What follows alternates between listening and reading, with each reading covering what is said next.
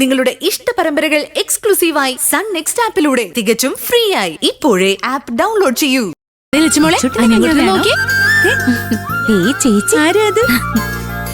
അല്ല, അച്ഛനും രഘുവേട്ടനൊക്കെ എവിടെ? അവര് ദാസങ്കലിനെ കണ്ടിട്ട് ഉടനെ വരും. ഇവിടെ മറ്റൊരുക്കങ്ങളൊക്കെ ആയില്ലേ ശബരി? അതൊക്കെ ഏർപ്പാട് ചെയ്തിട്ടുണ്ട്. ശബരേട്ടാ, നമുക്കൊന്ന് അകത്ത് കയറി തൊഴുതിട്ട് വന്നാലോ? അത് എല്ലാവരും കൂടി വന്നിട്ട് ഒരുമിച്ച് പോയി തൊഴാന്തേ. അവരിനി എപ്പോ വരാനാ? അവരുടെ ബഡ്ജറ്റിനുള്ളിൽ ഗിഫ്റ്റ് കിട്ടിയിട്ട് വേണ്ടേ വരാൻ?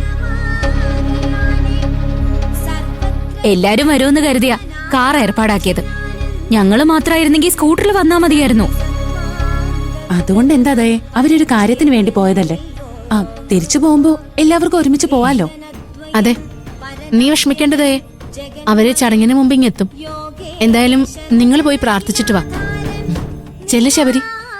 നിങ്ങൾ വരുന്നില്ലേ? ഞങ്ങള് വന്നുടനെ കയറി പ്രാർത്ഥിച്ചു. നിങ്ങൾ പോയിട്ട് വാ. ശരി, വാ.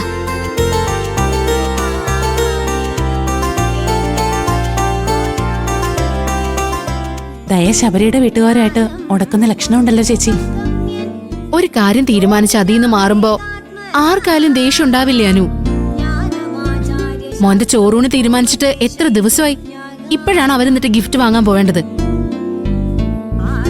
നീ വാ, കുട്ടികളും കൊണ്ട് എത്ര നേരം ഇങ്ങനെ നിക്കുന്നേ? നമുക്ക് അവിടെ എവിടെങ്കിലും ഇരിക്കാം. അതാ അവിടെ ഇരിക്കാം. വാ മോളെ, വെച്ചു. വാ വാ വാ വാ വാ.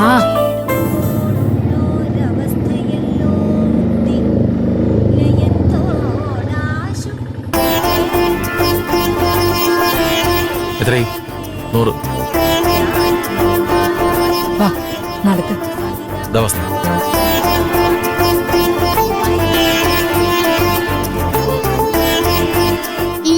ചിരിച്ചേ ചിരിച്ചേ.